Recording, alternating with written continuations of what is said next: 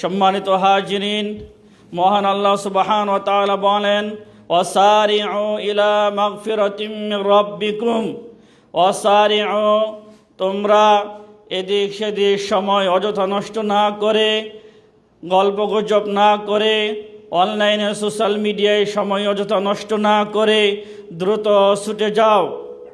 কোথায় দ্রুত ছুটে যেতে হবে?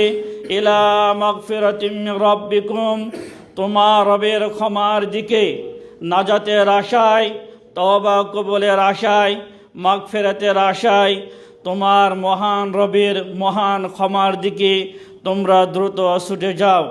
ও জান্নাতিন, এবং জান্নাতের দিকে। আরদুহাস সামাওয়াতু ওয়াল আরদ, এই জান্নাতের প্রশস্ততা আসমান ও জমিনের ব্যবধান। বলি সুবহানাল্লাহ। ও ইদ্দাত লিল মুত্তাকিন, এই জান্নাত প্রস্তুত করা হয়েছে যারা প্রকাশ্য অপ্রকাশ্য নিজেকে যাবতীয় গুনাহ থেকে বাঁচিয়ে রাখে, আল্লাহর কাছে সদা সর্বদাই ক্ষমা প্রার্থনা করে। মহান আল্লাহ সুবহান ওয়া তাআলা তিনি ক্ষমাকে পছন্দ করেন, তওবা কবুলকারীকে পছন্দ করেন তাদের জন্য, এবং যারা আল্লাহ রাস্তায় সময় ব্যয় করে তাদের জন্য মূলত এই জান্নাত প্রস্তুত করে রেখেছেন।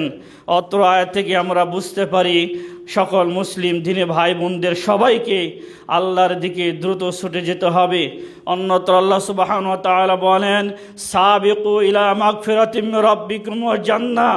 প্রথমে আমরা পেয়েছি আল্লাহ বলেছেন দ্রুত ছুটে যাও, এবার আল্লাহ বলেছেন সাবিকু, তোমরা তোমার রবের ক্ষমা এবং জান্নাতের জন্য প্রতিযোগিতা করো। রাসূল সাল্লাল্লাহু আলাইহি ওয়াসাল্লাম সহিহ মুসলিমের হাদিস, বাদিরু বিল আমালি সালিহা, তোমরা সৎ আমলসমূহ করার জন্য দ্রুত আমলসমূহ অনেক সম্পন্ন করো, দ্রুত তোমরা ভালো কাজগুলো করো। সম্মানিত হাজিরিন, আমার সংক্ষিপ্ত বক্তব্যে এটাই বলে শেষ করতে যাচ্ছি, আল্লাহ সুবহানাহু ওয়া তাআলা আমাদেরকে এই দুনিয়ার ক্ষণস্থায়ী সময়ে প্রতিযোগিতা করতে বললেন, দ্রুত ছুটে যেতে বললেন আল্লাহর ক্ষমার দিকে এবং জান্নাতের দিকে। এবার আসুন সাহাবায়ে কেরাম নেক আমল করার জন্য কেমন প্রতিযোগিতা করতেন। আনাস ইবনে মালিক রাদিয়াল্লাহু তাআলা আনহু বর্ণিত, তিনি বলেন রাসূল সাল্লাল্লাহু আলাইহি সাল্লাম উহুদের প্রান্তরে সাহাবীদেরকে জমায়েত করলেন এবং উহুদের প্রান্তরে সাহাবীদেরকে উৎসাহ উদ্দীপনা দিচ্ছিলেন।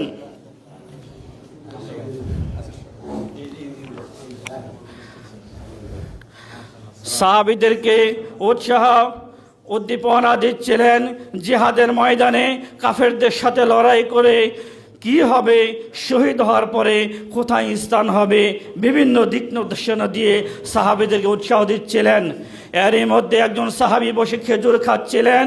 আল্লাহ রাসূলের উৎসাহপূর্ণ বক্তব্য শুনে তিনি বললেন, ইয়া রাসূলুল্লাহ, আর আইতা ইন কুতিলতু বিসাবিলিল্লাহ, আপনি যদি দেখেন যে আমি আল্লাহর রাস্তায় শহীদ হই, আমি আল্লাহ রাস্তায় শহীদ হই, আইনা আনা, আমি কোথায় থাকবো ইয়া রাসূলুল্লাহ? আল্লাহ রাসূল বলেন, ফিল জান্নাহ, তুমি যদি জিহাদের ময়দানে শহীদ হয়ে যাও তুমি জান্নাতে থাকবে। বলি সুবহানাল্লাহ। সম্মানিত হাজিরিন, ওই ব্যক্তি এই হাদিস শোনার পরে ফালকা তামারাতিন কুন্না ফি ইয়াদিহি, তার হাতে যে খেজুরের পাত্র ছিল সে খেজুরের পাত্র ফেলে দিয়ে সুম্মা কাতালা হাত্তা কুতিলা, জিহাদের ময়দানে উহুদের প্রান্তরে মুশরিকদের সাথে লড়াই করে তিনি শহীদ হয়ে গেলেন। এই ছিল সাহাবীদের ভিতরে নেক আমল করার একটা প্রতিযোগিতা। সম্মানিত হাজিরিন, আনাস ইবনে মালিক রাদিয়াল্লাহু তাআলা আনহু মনে তিনি বলেন, এবার আমরা জানবো ফেরেশতাদের ভিতরেও তাদের ভিতরে প্রতিযোগিতা ছিল সৎ আমল নেক আমল করার ব্যাপারে। যার জুনিয়র নবী সাল্লাল্লাহু আলাইহি সাল্লাম এক ব্যক্তি আল্লাহ রাসূল বসেছিলেন, এসে বললেন ইয়া রাসূলুল্লাহ, এসেই তিনি বলতে লাগলেন আলহামদুলিল্লাহি হামদান কাসীরান তাইয়িবান মুবারাকান ফীহি।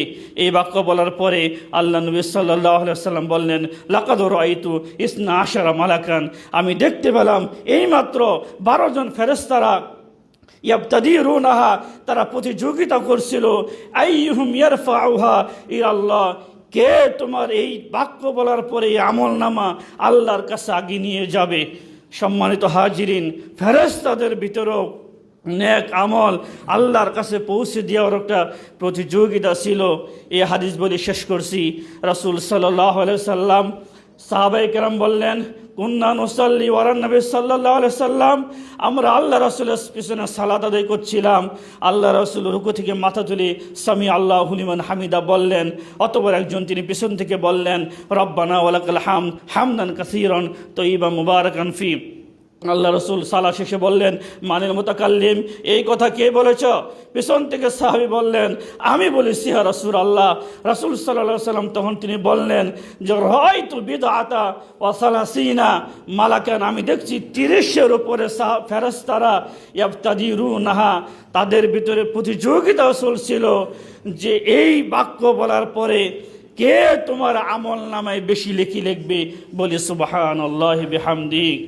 সম্মানিত হাজিরিন, অতএব আসুন আজকে দারসুল কোরআন থেকে আমরা শিক্ষা গ্রহণ করি।